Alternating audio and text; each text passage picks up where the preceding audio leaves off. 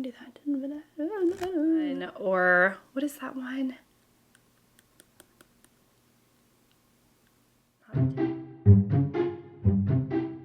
Hey everyone, hi, welcome back to my channel.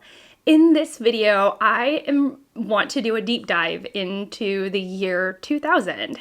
We'll talk about why, but I'm planning on covering what was published in that year, at least maybe the highlights of what were published that year, what won prizes in that year. I'm going to read some books, which I have right here from the year 2000, and we're going to talk all things books and such from that year. If you're new, then hi. If you're not new, hi guys. Either way, I am Shelly. I really love books and reading. And if you're liking the vibe, I would encourage you to subscribe, stick around, and without any further rambling on, let's go ahead and get into the meat of this video. Where did this idea come from? What is happening? So this idea for this video came from the New York Times, of course. The New York Times list has caused quite a stir in the reading world, in the literary world on BookTube, the best books of the 21st century. And it got me thinking, what was actually published in the 21st century? I just think, 2000 at this point was 24 years ago. Like, it was a while ago. I was a mere child back then, and I definitely wasn't reading, at least the books, even the books that are on my TBR, I wasn't reading these kinds of books in the year 2000. And so I wanted to get a better sense of each year, all the way up into the present year. So I'm hoping to start this as a bit of a series on my channel in which I kind of do a deep dive in a year of the 21st century. We're starting with 2000. I imagine the next year will be 2001. And let's start with what I am going to possibly be reading. My goal is to read 2 books for this vlog.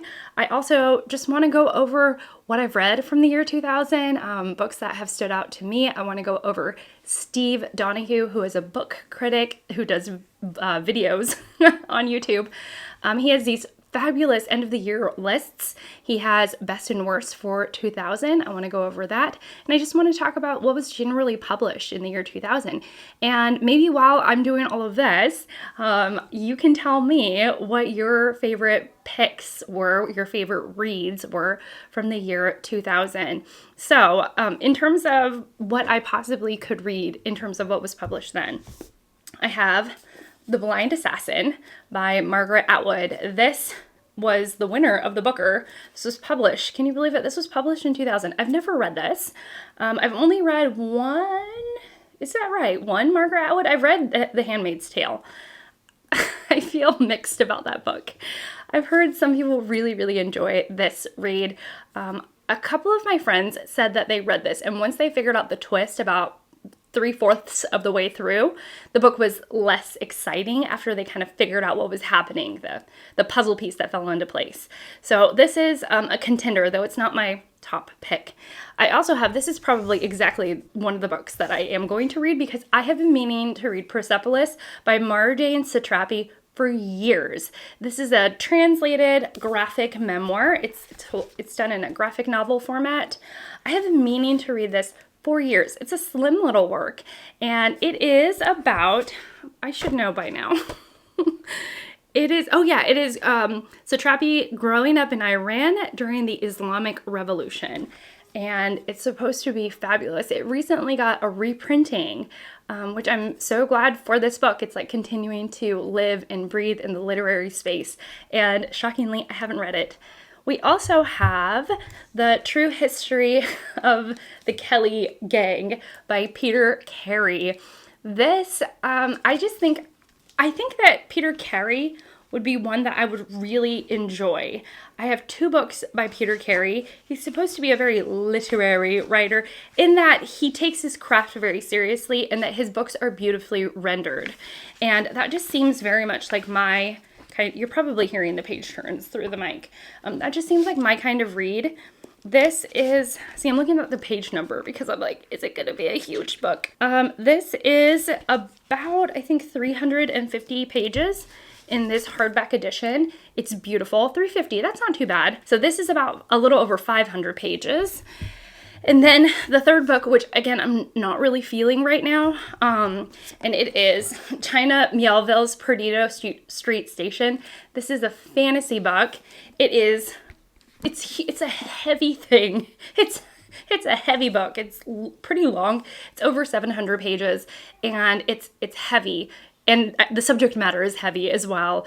A lot of weirdness going on, a lot of eerie, creepy, weird stuff, okay? It's just, I think he's even called the King of Weird, the author is. And so this was also published in 2000, of course, and I just don't know if this is for me. I know that he kind of, Miéville made his own impact when it comes to writing fantasy. So yeah, we'll see about that. But the book that I actually really want to read, even though it's longer, I think I'll really, really, really, really enjoy it. And it is oh my gosh, a receipt. It is The Amazing Adventures of Kavalier and Clay. This is what I want to read, by Michael Chabon. And it's one of the longer ones of the bunch. It is 675 around that pages, around 675 pages. And this is about two cousins, two nerds, taking on the comic book industry. It's supposed to be fantastic historical fiction, and it's supposed to really work. It's supposed to be quite sentimental, but not, overly done. Really smart, and it won the Pulitzer, and I have a huge soft spot for the Pulitzer. So the books that are kind of at the top, though I guess we'll just see what I actually get into. I'll check in a little bit once I start. So the top of my list are these. I think these will be really great picks for the year 2000, at least for me, and it will be like personal accomplishments, because I've been meaning to read both of these books for years. So it'll be, it's like, finally, finally. All right, I will see you all in a bit. I surprised my own self with this first 2000s book pick, and it is The True History of the Kelly Gang. So what happened is that as I was reading more about this book, it started to intrigue me more and more. Peter Carey, his reputation on BookTube is that of a prize winner. He's been nominated for the Booker multiple times, and he's won at least once. And so I knew that he's kind of a Booker darling of an author. The Booker is going on right now, so maybe that kind of infiltrated my own senses and my choices. Maybe that influenced my choices. But also I've known that he is a very literary writer, which is something I really, really love. Now, it can't be style over substance. It has to be both. But I do love a really beautifully stylized book. So, and then I also found out that the more I kind of dug in and was reading the book cover and the desk cover rather, and I was like kind of sampling the first couple sentences, I got a sense that this is an adventure story, and that sounded really fun. So I decided to go for it, and I'm so glad that I did. I'm about a quarter of the way through, and so far we start this story, and it's the story of Ned Kelly, who again, the same kind of Kelly of the Kelly gang, Ned Kelly. And he is telling his daughter about his life. Something has happened, and he's like letting her know all about his life, starting from when he was a wee child. And I think we're going to be moving through to present day, all of the most pivotal moments in his life. And so every part, it's like there's, maybe it's like a parcel. I think that every section is called like parcel 1, parcel 2, parcel 3. And in these sections, we're getting these chunks of Ned Kelly's life. And what we find out pretty quickly is that his parents are Irish immigrants who have immigrated to Australia. And if you're looking for a book for Straya September, which is being run by Scott at Gunpowder Fiction and Plot, where they're celebrating Australian literature, then this might be a really wonderful choice. So anyways, Ned Kelly, back to Ned Kelly. He has, his parents are Irish immigrants who have moved to Australia. We're in the 19th century, and things are pretty hairy over there. You get a sense that it feels very much like out west in the US, meaning that jurisdictions have not really been set up. Laws are sort of mildly enforced depending on who is law enforcement for that town or that jurisdiction, and that truly this sense of like cowboys, but they're not cowboys here. They're like people who are sort of outlaws or outside the bounds of the law run rampant, and that there is a real sense that that is a thing that's being done in Australia. Like the outlaws, people are making a living being outlaws and like sort of stealing from one another because the actual laws are so loosely enforced. And so, oh, I think they're calling for me. And so what's interesting is that you see Ned grow up in this situation, and he's really just trying to he's not trying to make ends meet, but his family is just trying to scrape by. He's got a ton of siblings. And I wonder if the Kelly gang, I'm sure there's going to be an actual Kelly gang when Ned grows up, but you get a sense that the Kelly gang is going to evolve as it goes through. And so this first iteration of the Kelly gang in Ned's early years are his many siblings and his mom, and the way that they're, oh my goodness, Gimme.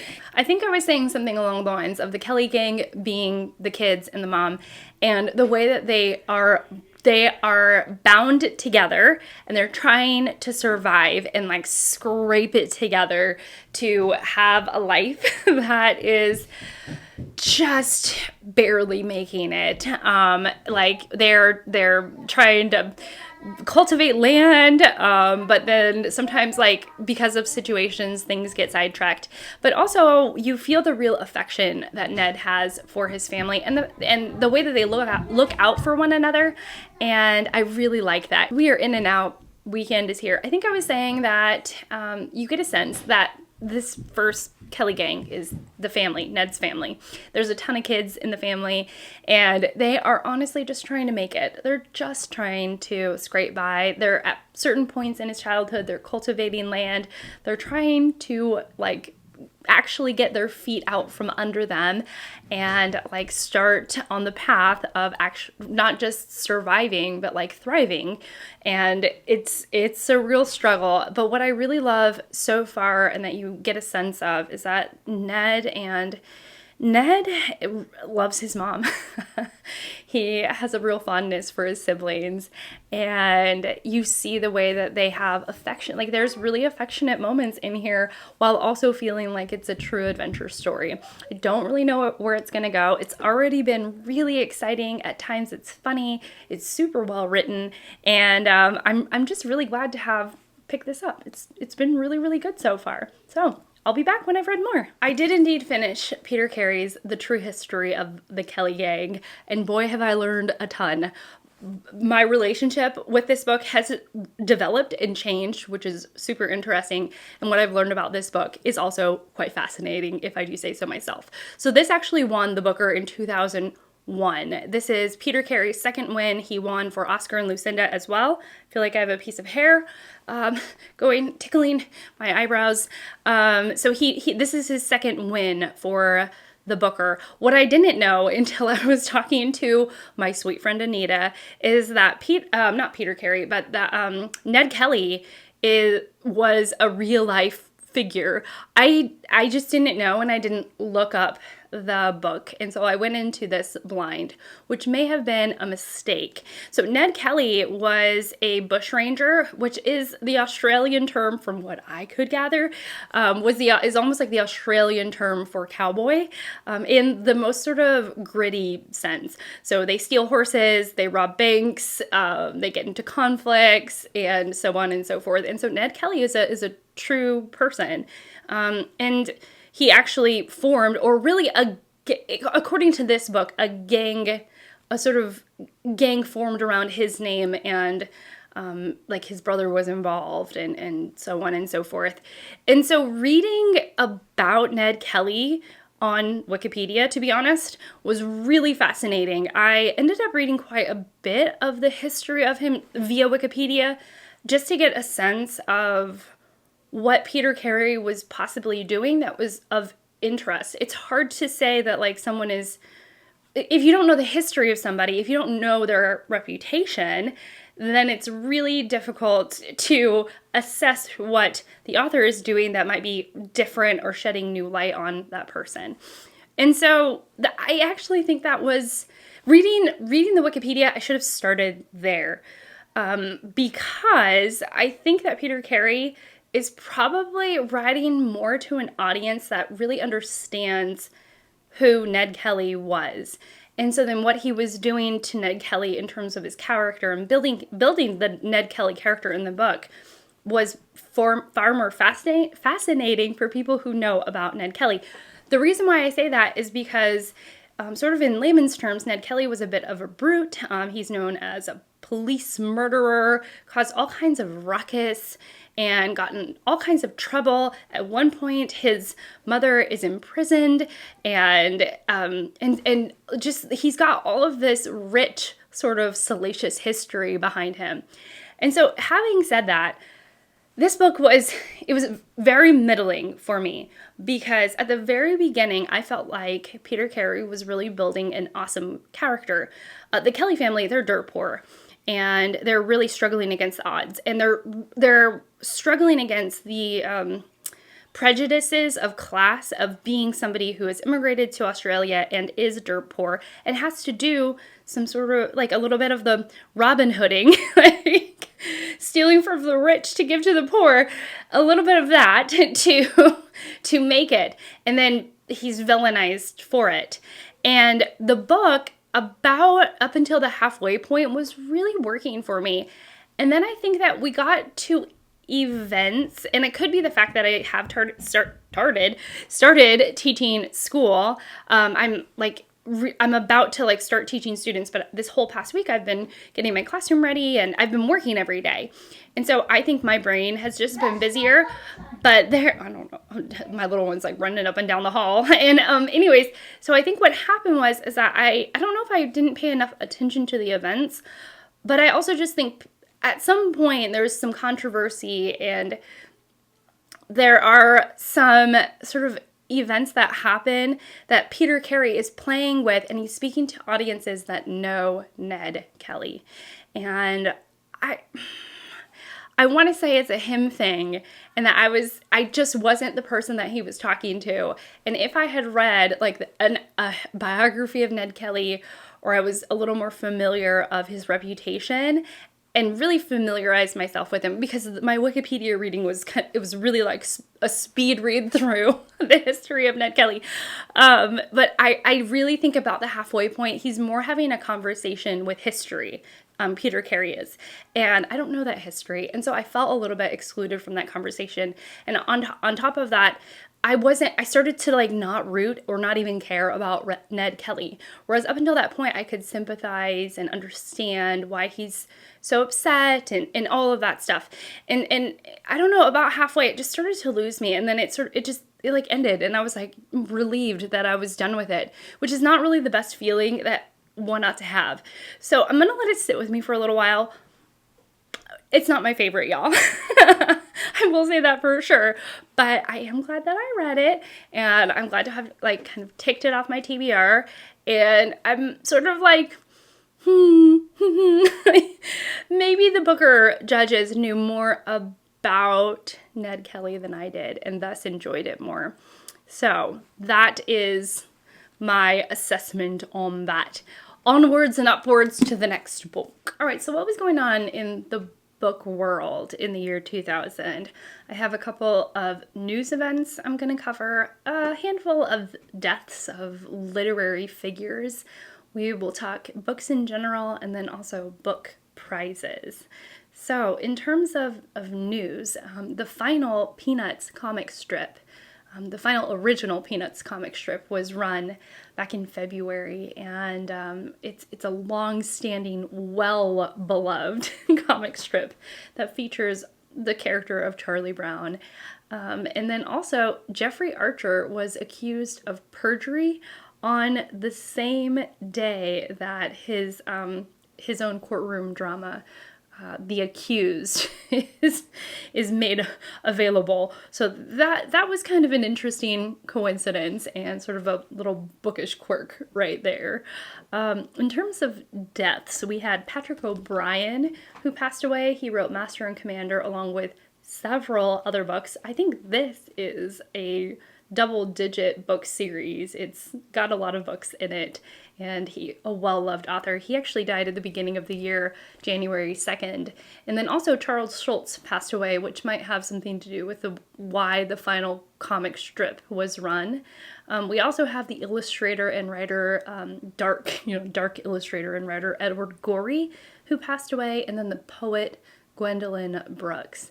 Now, in terms of books, I have my computer right here. I'm just going to kind of go through the titles that I recognize. So we already mentioned the aforementioned The Blind Assassin, which I'm going to grab. So we have The Blind Assassin by Margaret Atwood. We also have Maeve Binchy, who I know is like a cozy writer. I think this was more in her heyday. 2000 was definitely more when her career was on the rise. I don't see so many people reading her now, but a book was published that she wrote, The Scarlet Feather. We also have, weirdly, I know the name T.C. Boyle from when I worked in the library, but nobody talks about T.C. Boyle here on BookTube. But a book was published by Boyle entitled A Friend on the Earth. Dan Brown had books coming out, and this one was Angels and Demons. We also have The True History of the Kelly Gang by Peter Carey, which I've already mentioned, and also The Amazing Adventures of Kavalier and Clay, which I've also mentioned.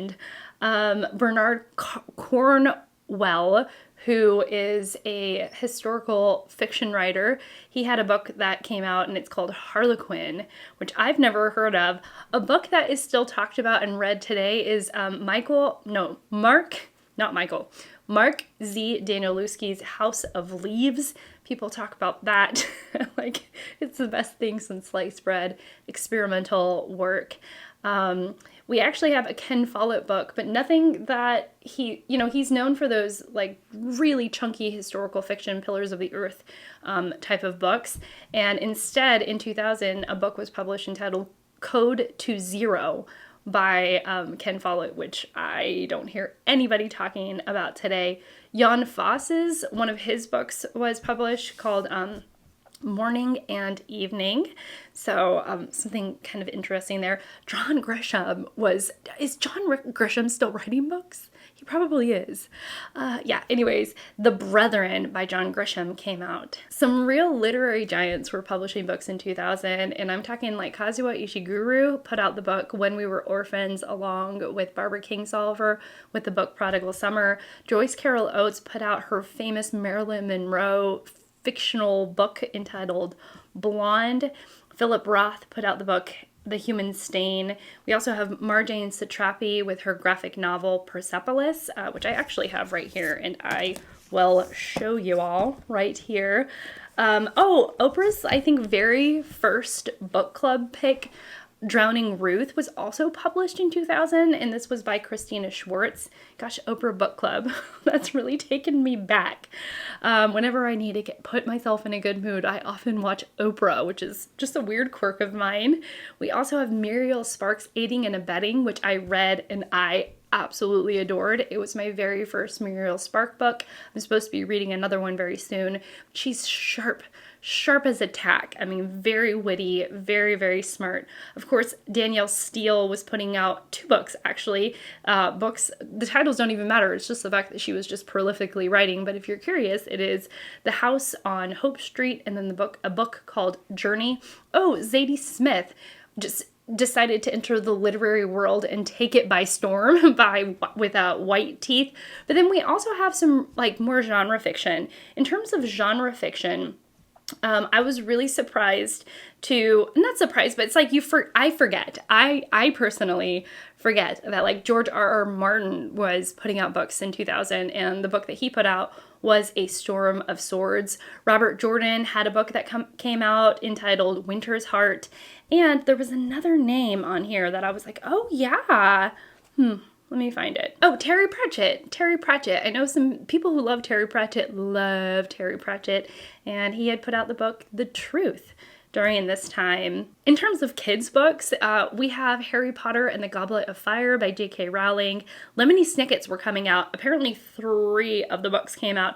The Wide Window, The Miserable Mill, and The Austere Academy. I didn't know that Lemony Snicket was just pumping them out like that.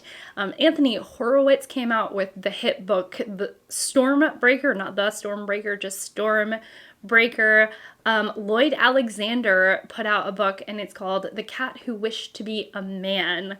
So lots of great things going on in the kids book realm. A couple of nonfiction books that I wanted to highlight was Peter Ackroyd's London, a biography. There is also Dave Eggers, who did a heartbreaking work of staggering genius, which is one that I've kind of always wanted to read because the title is so stinking intriguing. Malcolm Gladwell came out with like his first hit book, The Tipping Point, How Little Things Can Make a Big Difference.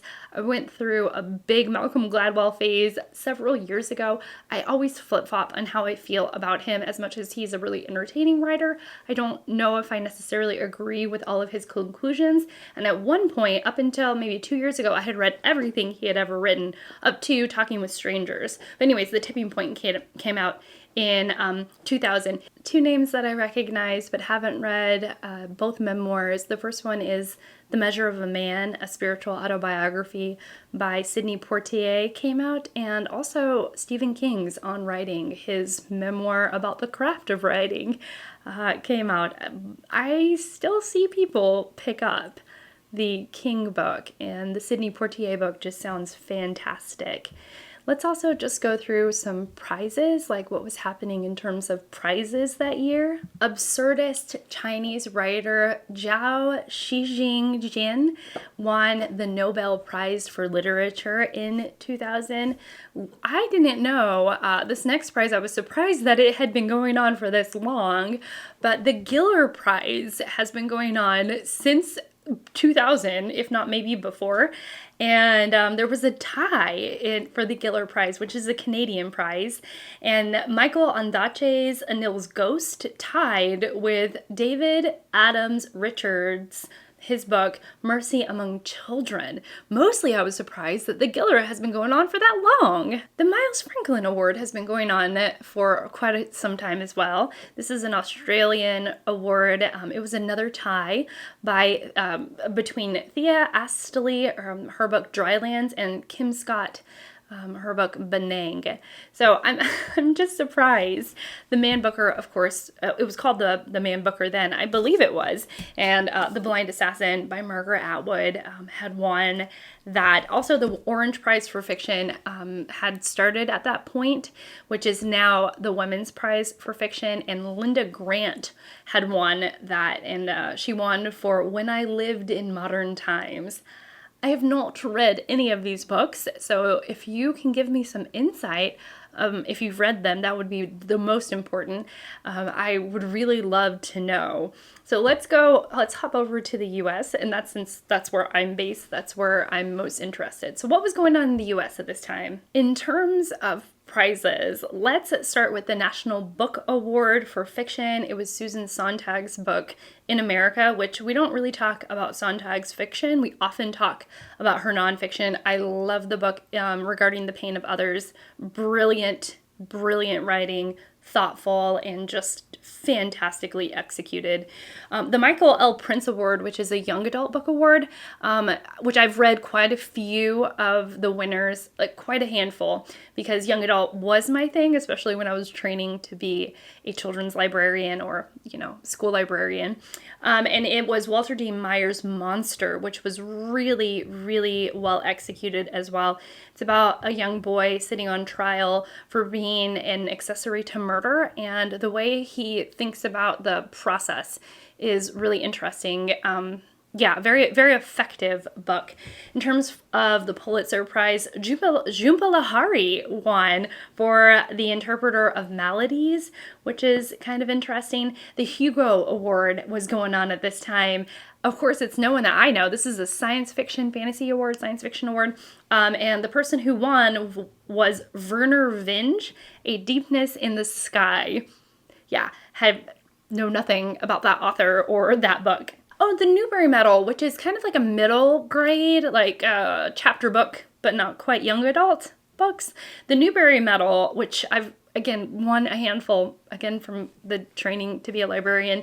And the winner was Christopher Paul Curtis, Bud Not Buddy, which I read and I loved. Christopher Paul Curtis writes historical fiction novels for young people, and they are so good. He has such a knack for writing really entertaining and fun characters, and the historical settings are really engaging and come alive under his writing. I love that book, and The Marvelous Miss Malone, I think it's called, is another book that I've read by him, which is equally as wonderful. Just so good. I'm going to end with the Nebula Award because I'm interested in genre fiction and what was happening then. But another book I've never heard of, but maybe you all have, and maybe you all have read it and said it was amazing. And it is Greg Bear's Darwin Radio, which what is that? So that's all that was kind of going on. Hopefully I had lots of pictures, lots of slides coming in and out, and maybe you can give me insight on some books that I maybe put up and don't know anything about, and then I can grow in my understanding of what was being published in the year 2000.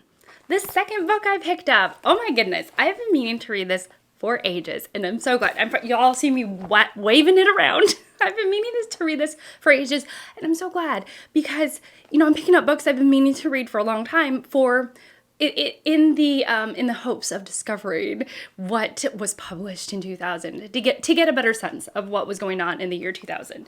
So, Persepolis by Marjane Satrapi. Now, this is the first part of a two-volume set. And it actually got a reprint recently, which I am so excited about. This is actually, and it works out because it's Women in Translation Month, and this is a translated book. So it's for women in translation, and it is a translated book. So, there's actually two different translators. I wonder if a reader would notice between the first part and the second part. Anyways, I don't have the second part with me. I just have part one, but I will eventually buy part two whenever I stumble across it and read that as well, because this is great. I'm not quite finished. I have read 120 of 153 pages, and the translator is Matthias Ripa. So this is about Marjane. This is her. It's kind of in the vein of Mouse by Art Spiegelman, in that it's a graphic novel of a graphic novel memoir. I think they're more popular now, but when I read Mouse, oh gosh, ages ago, like eons ago, it was the first of its kind to have been a graphic novel or a graphic memoir. I don't really love that. I wish, because a graphic memoir implies, sometimes it sounds like it's going to be graphic as in like death and blood, destruction and all of that. Whereas it really just means the format is the graphic novel format, but it's telling a true story, a memoir, which is what this is doing as well. Oh my goodness, good, Shelley, get your life together. So this is fantastic because Marjane is growing up in Iran, and there is the Iranian Revolution during her childhood, and really during those pivotal years when you're really figuring yourself out, or the beginning of really figuring yourself out. So 10, 11, 12, like right around there. And so what I didn't know, and what she's teaching me, is that Iran was a more progressive country. I mean, women didn't. The first chapter is called The Veil, because at one point in Marjane's childhood, women didn't have to be veiled up. There wasn't that conservatism in the country. And very quickly, with a new leader, things politically change quite a bit. And new restrictions, conservative dress, especially for women. Her curriculum in education changed. Her parents are clearly educated, thoughtful people. They are very much against this taking away of freedoms for both of themselves and their daughter. I mean, at one point, games, like card games, dancing is banned. Like having a party at one's house, like a normal joyful birthday party. And I'm not talking like party with substances or like to go out partying in that like college sense. I'm really talking about hanging out with a group of people that you've known for a long time, listening to music, maybe drinking some wine, and playing a board game. That is outlawed. And so to have such dramatic changes in one's childhood, to be conscious and aware, and to also have parents who are open and willing to talk to, their daughter about what's happening, I think was really interesting. And so in that way, it's an incredibly effective and educative, like it's incredibly effective and educational, at least for me, since I don't know much about Iran or Iranian history and so on and so forth. So it's really, really, really fascinating, and it's done well. At first, I was kind of like, ugh, about the art style, to be honest with you. I kind of besmirched it a little bit. But now that I've gotten in here and really have spent some time with this, and I'm almost done, the art style has grown on me, and I realize how effective it is. Also, what's interesting is that Marjane goes from this country that, it was one way, stable, it's safe in a lot of ways, and it goes from that to just the infiltration of extremism. And so, she shares her parents sitting around at the dinner table talking about what happened to a neighbor, an uncle, these terrible things that they're enduring and they're going through, and just processing that information. I mean, she doesn't linger on it, but you get this tone that life was at one point stable, and now it's really been destabilized through this political change. And that I find that really fascinating. And I could go on and on and on. The relevancy of this book, even in the U.S. today, it's just been really interesting, and I've really enjoyed this book so far. So I will check in when I'm done, because I am loving this. I think it's fantastic. I finished Persepolis. Yay! I'm so excited that I finished. It's just been on my bucket list of reading for a very long time. One of those books that I'm like, I really need to get to that book. So, what can I say in wrapping this up? This was really informative. That's the word that I would say. With any graphic novel, especially this one, I found there was a little bit of a learning curve in terms of reading it, getting used to Satrapi's art. That's always a thing for me, and if it's also a thing for you, just know that like you will get into a rhythm with it. I know that I had picked this up before, and I just remember like kind of being overwhelmed. It could have been just at one of those times in my life where everything was overwhelming me, but I picked this up and I was slightly overwhelmed by the art style and it not exactly appealing to me. But overall, I thought it was super informative and just absolutely fascinating to understand more about the Iranian Revolution, especially from the perspective of a young woman who grew up seeing the changes in her life, especially in a very pivotal point in her life. When you're getting a little bit older, you want a little more freedom, you want a little more wiggle room, and at that exact time, developmentally for Satrapi, the government was getting stricter and stricter and stricter, both on men and women, but particularly on women. And so it was really interesting to see the lengths that her parents would go to both protect her, but also help her express her own freedoms. I mean, it was really good. It was, again, I think the best word, if I were to like boil this down to one word, was that this was incredibly informative for me, but it also just worked on like a story level, on a family level. It worked on many different levels, y'all. So I feel like Kramer when he was like, the levels. Anyways, but yeah, so I really enjoyed this. And if you're one of those people who's been meaning to pick this up, it's so worth it. It'll be worth your time. And I'm excited to eventually get to part 2. I'm so excited about this part of the video because I get to share with you Steve Donahue's best books of the year 2000, like from the year 2000. He did these series of blog posts, interregnums, where he gave 10 books, 10 nonfiction and 10 fiction that were the best in that year. He did it for several years. He has a bunch of interregnum blog posts, and he has this format, 10 nonfiction, 10 fiction, that he thought were the best. And so he's definitely going back in time. I think he wrote them, I'm not actually sure when he published these interregnums, but it was like a whole project of his.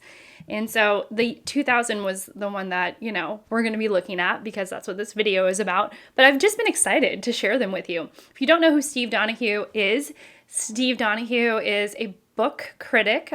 He writes book reviews for a bunch of different venues, and I find him endlessly entertaining and knowledgeable. He's extremely well read, and I just enjoy his recommendations. So here is where we're going to dive in. We're going to do the 10 nonfiction first, and then the 10 fiction books. So the first, and then usually he says 10 through 2 have no order. They're all kind of tied. There's no real order to them. But number 1 is the number 1 book, and it will stay that way. So the first one is The Crucible War by Fred Anderson. It's a dense yet pleasingly brainy account of the 7 Years' War between England and France from 1754 to 1766. This is very Steve Donahue-y. He loves big, detailed, dense biographies, and this is not necessarily a biography of a person, but this is covering in the same way dense, detailed account of a certain period of history. So I'm not surprised that he enjoyed it. Steve Donahue also believes that, writers are here to entertain. They're not here to just give you their index cards organized into a book. He doesn't want it to be boring. It has to be entertaining. So I would imagine that Fred Anderson, as well as every person on this list, is writing about these subjects in a way that they have their own personality. They're helping you get through this material, and they're doing it in a really engaging and entertaining way. Okay, next up is Words Alone by Dennis Donahue. Steve, did you choose this because y'all have the same last name? Dennis Donahue, I think, also was a literary critic, and this is going to be, I believe it's a collection of Dennis Donahue's criticisms, and just an amalgamation of things that this man has critiqued over the years. And so this seems very much up Steve's alley. He loves bantering and bickering with people in the most playful way possible, even if they're long gone, like he does it in the margins of books. Okay, next up is Bellow by James Atlas. This is a biography of Saul Bellow. The book that I really thought about getting is actually number 7 on the list, and it's Georgiana by Amanda Foreman. It's about Georgiana Spencer, who is an 18th century irrepressible Duchess of Devonshire, and it's supposed to be kind of gossipy, and I don't know, it just, one of those like popular histories that are easy to read but ridiculously entertaining as well. That sounded right up my alley. The next one was Hirohito and the Making of Modern Japan, which sounded super interesting. I'm a quarter Japanese, and I've actually been to Japan when I was a child. My grandmother immigrated from Japan to the US, and so I have an interest, like it's always kind of bubbling underneath the surface, this interest of Japanese history and Japanese culture. This is by Herbert Bix, and it is a strong biography, it says, one of the best, and it's about Emperor Hirohito. Another literary biography, Brutus Chatwin, and this is by Nicholas Shakespeare. What Shakespeare does is that he digs into Chatwin's travel writings, and that's what this whole biography is about. Number 4 is Dewey Levolt by Evan S. Connell. This is a modern history of the Crusades. Then we have another biography of a writer, and it's Herman Melville by Elizabeth Hardwick, which I actually kind of wanted to read, but obviously it's going to be a biography about the author of Moby Dick. Number 2 is A Gentleman from New York by Jeffrey Hodson. This is going to be a biography about Daniel Patrick Moynihan, who is an American politician and opinionated figure that Hodgson dives into, which I thought was an interesting choice. The number one book is a very Steve pick, okay? It is a dog book, and Steve loves dogs. Steve often says that he loves dogs more than people. So it is Coulter by Rick Bass. So this is what Steve writes about Bass's writing. He said, Bass's poetic, moving elegy for the best dog I ever had, a German Shorthair named Coulter, who came unplanned into his life and filled it with grace and wonder. I have my own pup myself, and I can only imagine that a nonfiction book about a dog that changes your life in the best way possible is touching and wonderful. So now let's head over to the fiction. Okay, number 10 on his list is The Amazing Adventures of Kavalier and Clay, which is by Michael Chabon. I am actually reading this right now. I will give you my first update on this book after I'm done with this list. This is about two kids, two cousins. One is from Prague and the other is from Brooklyn, New York. And they are taking on the comic book industry during the 1940s. So right when the comic book industry was beginning to boom. It very much has, among other things, and I won't try and give my update right now, but it very much has underdog against the man kind of feeling. It's incredible. Number 9 is Blackwater Lightship. The Blackwater Lightship by Colm Tobin, and this is going to be about a dutiful son who is stricken with eggs, a gripping matriarch, and it sounds like the intersection of and thoughtfulness about religion and morality, but also family life and the way that families can be really complicated. I've yet to read a Tobin, but this one sounds really interesting. Number 8 is The Lost Legends of New Jersey by Frederick Ryken. This is about the 1980s New Jersey. I've not read Ryken. I've not even heard of him, which is one of the reasons why I love these kinds of lists, because it exposes me to books that I've never heard of. Number 7 is an author that I've heard of because I picked up a book by her very recently. This is her second book that makes the list in 2000, The Map of Love by Adif Suif. I actually picked up her first novel, The Eye of the Sun, but what she is doing is she is writing a parallel narrative, one about a woman, I think it's an English woman, yes, in 1901, who falls in love with an Egyptian man, and the other one is decades later, a woman falling in love with an Egyptian American man, and the parallels of those stories and bringing them together. I think it's a thick thing. It's a chunky boy, but I've heard it's very good. Another book I've never heard of from another author I haven't heard of, and it's English Passengers by Matthew Neal. This is going to be set in 1857. It's about a small-time English privateer who is taking on paying passengers, and it turns out that one passenger tries to find the exact location of the Garden of Eden, and it's not just about that story, but I think it's about the passengers and where they get this privateer to go. So it sounds interesting. It's supposed to have lots of subplots and very, very well realized characters. Next up, we have Pastoralia by George Saunders, who this is one of his short story collections. It's also made it and mentioned quite a bit on the New York Times best books list. But George Saunders, I just think, is one of those well-loved, 21st century authors that when you read him, you really appreciate his brilliance and his genius. And then number 4, another book I have, and it's Perdido Street Station by China Miéville. Fantasy book, but very, very, very weird. That's what I've heard. Another short story collection that is about Australian national identity, and that it is Dream Stuff by David Malouf. So another maybe good option for Straya September. And then I think probably the weirdest choice on Steve's list, because it sounds like a thriller. And maybe it's billed as a thriller, but then ends up being so much more.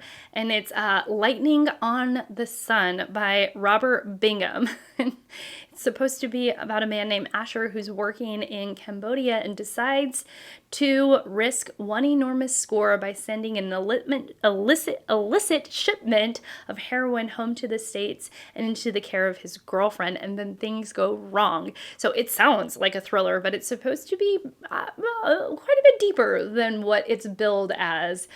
Maybe the surprise of the bunch. And then the number one book, which is the number one book according to Steve Donahue, and I love this book. It is a fantastic book, and it is Because of Winn-Dixie by Kate DiCamillo. This is a middle grade novel. I think you would call it middle grade.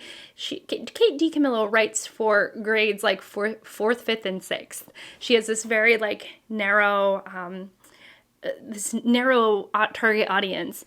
And this is about a dog that comes into a young girl's life. The young girl is named Opal, and the way that the dog transforms her whole world.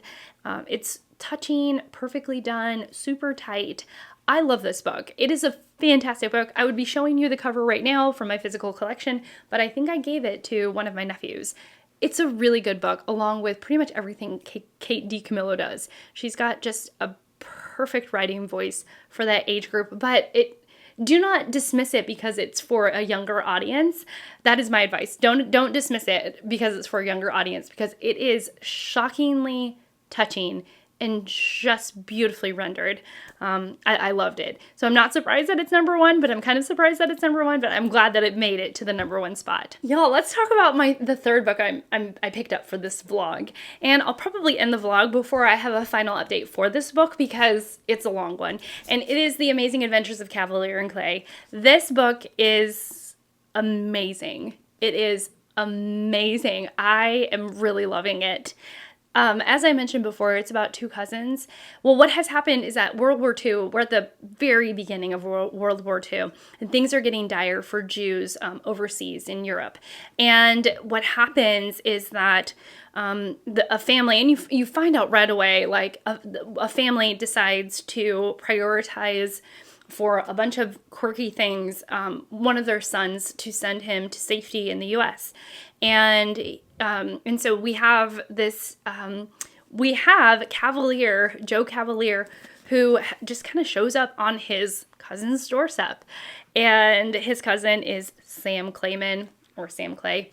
And they're very different. They're very, very different. And together, Sam sort of realizes, well, not together, but Sam realizes that they both can draw, and he kind of comes up with this wacky idea to make money, and part of the making money scheme is to see if they could take on the comic book industry. They kind of have this tiny window in, and they get this tiny opportunity, which is why it has this underdog, man against the odds kind of feeling. And they're a bunch of nerds. It's like that. I mean, I'm at the very beginning. I'm at page 150 or 145. Which for some books, it would be over by now. But I get the sense that we're at the very beginning, and I am desperately rooting for these people, these kids, these young adult men. And it is so good. It is both, I get a thrill when I am reading this. My whole being gets all tingly and excited. I have butterflies in my stomach. There is just something about this, and I really hope that it can continue to give me that excitement all the way through. Michael Chabon is really smart, really, really smart. He is, there are a couple scenes that are more set more among the turmoil of Hitler's regime and just how politically things are changing, and it's really changing life for the Jews in Europe. And there's just something they're top to bottom, it is genius, because when we're in those scenes, there is a darkness that pervades the anxiety that I feel. I mean, you meet Joe, the very first chapter, you're meeting Joe, who is in Brooklyn. So you know he makes it safely. And yet, as he's trying to make his way from Prague to Brooklyn, my heart was in my throat. I was so scared. And it's but I know he's going to make it. So why am I so scared? But I was so scared. And then when you get to the scenes in Brooklyn, I mean, because things were less perilous, there is a lighter tone to it all. But in a weird way, it's like, you know, he wrote so well the heaviness that was happening in Prague at the time, and then to be able to shift, but to feel like you're still in the same book and still in the hands of the same writer and still have the same tone. And I mean, he's also giving you the history of the comic book industry. He's diving into like Jewish culture. He talks about the Golem. I mean, it's so much of it is really smart, and it's like I'm learning a lot, but he's also entertaining me. It's fantastic, and the characters are amazing. I'm like, y'all, I am thrilled to be reading this. Now, it's kind of one of those books that it's a little over like it's like 700 pages, and for me, I have to, and this is more of a personal thing rather than this is me personally with books. I have to say, girl, don't worry about how long it takes you, and I have to remind myself of that, like, every single day, that if I'm enjoying it, that's a big if, but like, as long as I'm enjoying it, it really doesn't matter how long it takes me. And that's a big thing for me, because sometimes I'll get kind of this itchy feeling that I've been reading a book too long, like I'm ready to move on, and sometimes I just have to be like, girl, cool your jets. Cool your jets, hun. And like, it's okay if it takes you a long time, because you're reading something that's truly spectacular. So that's kind of my first update on this. As when I read more and close out this video, I'll give you like a final update, and I'm sure you'll find out about it in a wrap up or something like that. But just know that it's amazing. It won the Pulitzer Prize, I believe, in 2001. To me, this is a much, much, much better book than The True History of the Kelly Gang. It should have won the Booker, truly. Just a phenomenal piece of writing. So I'm going to stop gushing. I'm going to stop, but really great. Okay, I'm stopping now. Okay, that's it. Yeah, I'm sure I have other things planned ahead, so I'll see you in a bit. Let's kick off some final thoughts. I had a fantastic time filming this, doing this project. I loved it. I loved just exploring and getting to know the year 2000 a little bit better. So in terms of stuff, this book, Persepolis, was named as one of the best books of the 21st century in the Literary Luminaries New York Times list.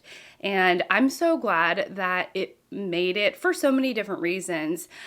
Just well done, really informative, really interesting, like totally accessible, wonderful. So I'm so glad for that, and I'm glad that I read it.